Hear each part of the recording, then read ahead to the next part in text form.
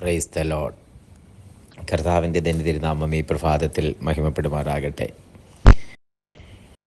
ഒരുമിച്ച് ദൈവസന്നിധിയിലായിരിക്കുവാൻ, ദൈവത്തെ മഹത്വപ്പെടുത്തുവാൻ, ഇന്നുവരെ കാണാത്തൊരു പുത്തൻ പ്രഭാതം, പുതിയ പുലരി കാണുവാൻ സ്വർഗത്തിലെ ദൈവം നമുക്ക് തന്നിരിക്കുന്ന നല്ല ഭാഗ്യത്തിനായി കർത്താവിനോട് നന്ദി കരയറ്റിക്കൊണ്ട്, അപ്പോൾ തന്നെ അർഹതയില്ലാതിരുന്നിടത്ത് അർഹരാക്കി, യോഗ്യതയില്ലാതിരുന്നിടത്ത് യോഗ്യരാക്കി, ദൈവത്തിൻ്റെ തിരുഹിതം നമ്മളിൽ വെളിപ്പെടുത്തുവാൻ, ദൈവത്തിൻ്റെ ഇഷ്ടം നമ്മളിൽ നിവർത്തിക്കുവാൻ ദൈവത്തിന് പ്രസാദം തോന്നി.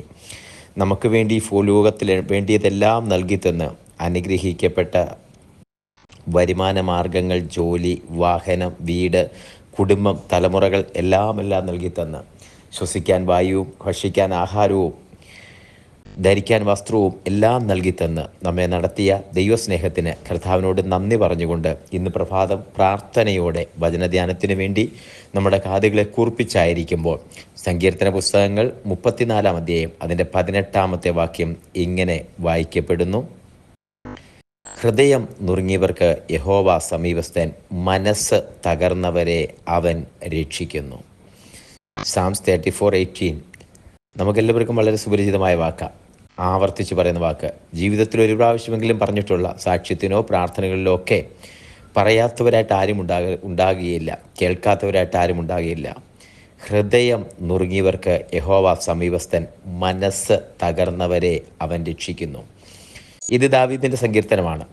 തുടങ്ങുന്നത്, ഞാൻ യഹോവയെ എല്ലാ കാലത്തും വാഴ്ത്തും, അവൻ്റെ സ്തുതി എപ്പോഴും എൻ്റെ നാവിന്മേലിരിക്കും. ഇതിനകത്തെ പല വാക്യങ്ങളും, ബാലസിംഹങ്ങളും ഇരകിട്ടാതെ വിശന്നിരിക്കും, യഹോവയെ അന്വേഷിക്കുന്നവർക്ക് ഒരു നന്മയ്ക്കും കുറവില്ല, മറ്റു വാക്യങ്ങളൊക്കെ നമ്മൾ എടുക്കുകയും പ്രാർത്ഥനയ്ക്കും അല്ലാതെയൊക്കെ ഉപയോഗിക്കുകയും ചെയ്യുന്നുണ്ട്. എന്നാൽ ഈ വാക്യം ഒരുപാട് പ്രാവശ്യം, എല്ലായ്പ്പോഴും എടുക്കുന്ന വാക്യമല്ല. വേദനപ്പെട്ടിരിക്കുമ്പോൾ, സങ്കടപ്പെട്ടിരിക്കുമ്പോൾ ഇതിൻ്റെ ഹെഡിങ്ങിൽ ഒരു കാര്യം പറയുന്നുണ്ട്. 1-ാമത്തെ വാക്യം പറഞ്ഞ്, ഞാൻ യഹോവയെ എല്ലാ കാലത്തും വാഴ്ത്തും, അവൻ്റെ സ്തുതി എപ്പോഴും എൻ്റെ നാവിന്മേലിരിക്കും. ഈ കാലം ഏതാണ് എന്ന് ഒന്നറിയണം. ഈ കാലം ഏതാ? സന്തോഷകാലത്ത് എല്ലാം ഭംഗിയായിട്ട് പോകുമ്പോൾ ദൈവത്തെ സ്തുതിക്കാൻ എളുപ്പമാണ്. കാരണം നമുക്കെല്ലാ കാര്യങ്ങളും ഭംഗിയായിട്ട് നടക്കുന്നുണ്ട്. ദൈവത്തെ അപ്പോൾ വീട്ടിലെ കാര്യങ്ങൾ നടക്കുന്നു, ആ എല്ലാ ക്രമത്തിൽ നടക്കുമ്പോൾ നമുക്ക് സന്തോഷമാണ്. ദൈവത്തെ സ്തുതിക്കാനും ആരാധിക്കുവാനും ഒക്കെ സന്തോഷമാണ്. ഈ ക്രമത്തിൽ നടക്കുന്ന കാര്യങ്ങൾ ഒന്ന് ക്രമം മാറിപ്പോയാൽ, ആ ഏതെങ്കിലും ഒന്നിന് പാകപ്പഴ സംഭവിച്ചാൽ വരുമാന മാർഗം നിന്നുപോയി. ബാക്കി കാര്യങ്ങൾ എന്തു ചെയ്യും?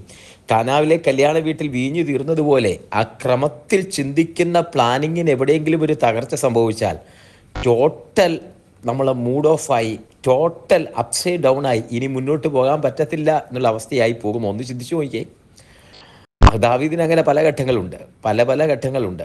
ദാവീദിന്റെ ജീവിതം തന്നെ അങ്ങനെയാണ്. ഒരുപാട് പ്രതിസന്ധി കൂടെ കടന്നുപോയ മനുഷ്യൻ, ഗോലിയാത്തിന്റെ നേരെ നിന്ന മനുഷ്യൻ, അതുമൂലം ശൗലിന്റെ വൈരാഗ്യം സമ്പാദിച്ച മനുഷ്യൻ, ശൗൽ ഓടിച്ചിട്ട് കൊല്ലാൻ ശ്രമിച്ച മനുഷ്യൻ, ഒരിക്കൽ മകനായി അബ്ശാലോം എതിരി നിന്ന മനുഷ്യൻ,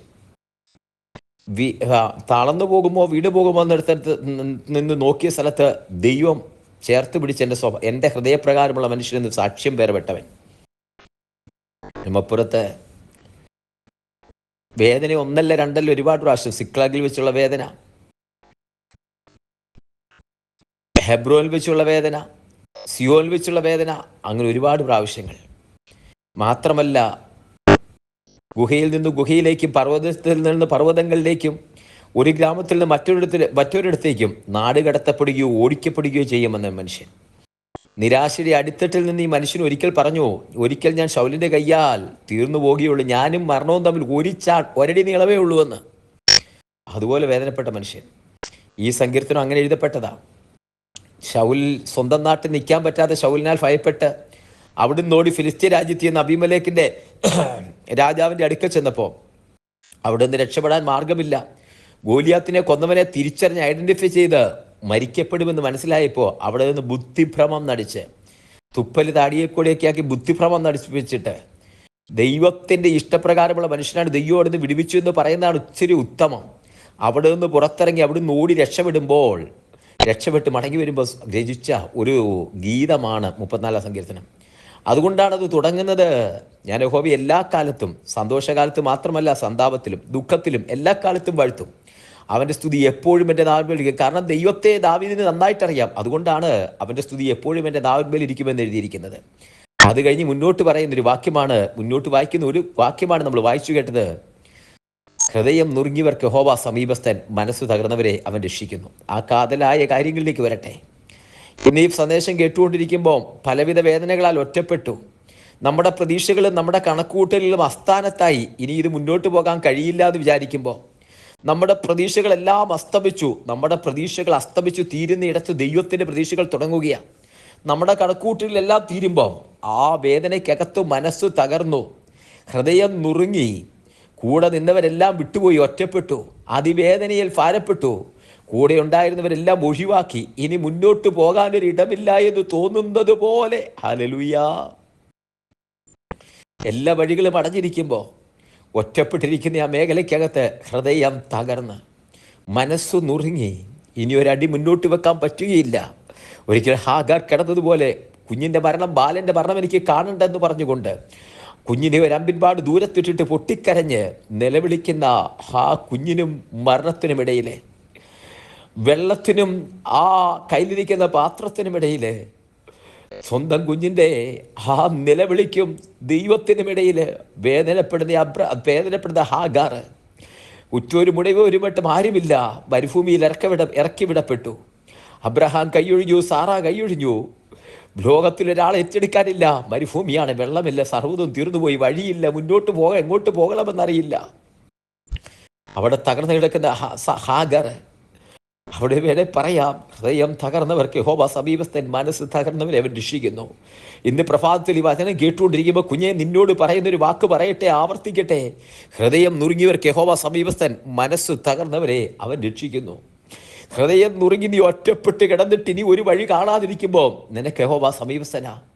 നിന്റെ മനസ്സ് തകർന്ന് എല്ലാവരാലും ഒറ്റപ്പെട്ട് ഇനി വേദന മാത്രം, ഇത് ഷെയർ ചെയ്യാൻ ഒന്ന് പങ്കുവയ്ക്കാൻ ഒരാളില്ലാതെ വേദനപ്പെട്ടിരിക്കുന്ന നിന്നോടാ പറയുന്നത്, ഹൃദയം നുറുങ്ങിയവർക്ക് യഹോവ സമീപസ്ഥൻ, മനസ്സ് തകർന്നവരെ അവൻ രക്ഷിക്കുന്നു. കുഞ്ഞെ, മനസ്സ് തകർന്ന് നിന്റെ അടുത്തേക്ക് യഹോവ ഇറങ്ങി വരുന്നു, നിനക്ക് വഴികാട്ടിയാകുന്നു, നിനക്ക് രക്ഷകനാകുന്നു, നിന്റെ കരത്തിൽ കർത്താവ് പിടിക്കുന്നു. നീ ആത്മാവിലും തിരിച്ചറിഞ്ഞേ, നിന്റെ കരത്തിൽ കർത്താവ് പിടിക്കുന്നു, നിനക്ക് രക്ഷകനായി നിന്റെ വഴികാട്ടിയായി കർത്താവ് നിനക്ക് വേണ്ടി ഇറങ്ങി വരുന്നു. ഹൃദയം നുറുങ്ങിയവർക്ക് യഹോവ സമീപസ്ഥൻ, മനസ്സു തകർന്നവരെ അവൻ രക്ഷിക്കുന്നു. ഈ പ്രഭാതത്തിൽ ദൈവത്തിന്റെ കരങ്ങളിലേക്ക് ഒന്ന് സമർപ്പിച്ചു കൊടുത്തേ.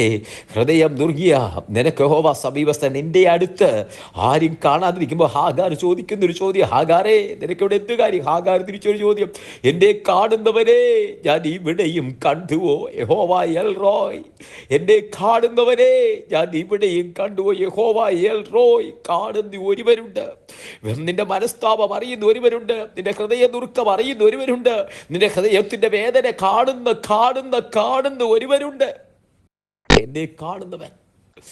അതേ, ഹൃദയം നുറുങ്ങിയവർക്ക് യഹോവ സമീപസ്ഥൻ, മനസ്സ് തകർന്നവരെ അവൻ രക്ഷിക്കുന്നു. ഹൃദയം നുറുങ്ങി മനസ്സ് തകർന്നിരിക്കുന്ന ഹാഗാറിനെ കാണുന്ന, മരുഭൂമിയിൽ കാണുന്ന ആ ദൈവം നിന്നെ കാണുന്നു. കുഞ്ഞെ, നിന്നെ കാണുന്നു. ഈ പ്രഭാതത്തിൽ സന്ദേശം കേൾക്കുന്ന നിന്നെ ദൈവം കാണുന്നു. മറ്റാരും കാണുന്നില്ലെങ്കിലും നിന്റെ സൃഷ്ടിതാവായ യഹോവ നിന്നെ കാണുന്നു. കുഞ്ഞെ, നിന്നെ ദൈവം അറിയുന്നു, നിന്നെ കാണുന്നു. ദൈവങ്ങളിലേക്കൊന്ന് സമർപ്പിച്ചാട്ടെ. ഹൃദയം നുറുങ്ങിയവർക്ക് യഹോവ സമീപസ്ഥൻ, നിന്റെ സമീപേ ദൈവമുണ്ട്. മനസ്സു തകർന്നവരെ അവൻ രക്ഷിക്കുന്നു. അപ്പോൾ യഹോവ അവളുടെ കണ്ണു തുറന്നു, അവൾ നീരുറവ് കണ്ടു.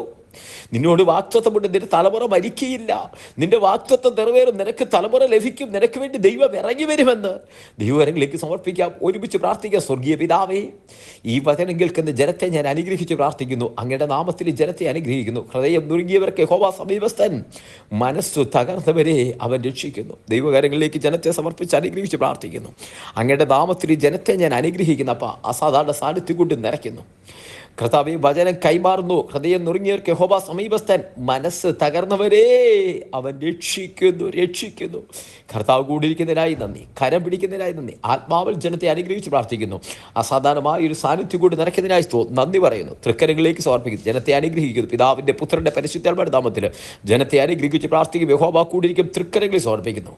പ്രാർത്ഥന കേട്ടിരിക്കാൻ സ്തോത്രം. സകല മാനവമഹത്തോടെ എടുക്കും യേശുവിൻ നാമത്തിൽ തന്നെ. ആമേൻ, ആമേൻ, ആമേൻ. കർത്താവ് എല്ലാവരെയും അനുഗ്രഹിക്കട്ടെ. ദൈവകൃപ കൂടിയിരിക്കട്ടെ. God bless you. Thank you so much. Thank you. നാളെ നമുക്ക് വീണ്ടും കാണാം. അതുവരെ ദൈവത്തിൻ്റെ കൃപയ്ക്കുള്ളിൽ, ദൈവത്തിൻ്റെ വിശാലമേറിയ ചെറുകടിക്കുള്ളിൽ നമ്മളെ മറക്കുമാറാകട്ടെ. Thank you so much.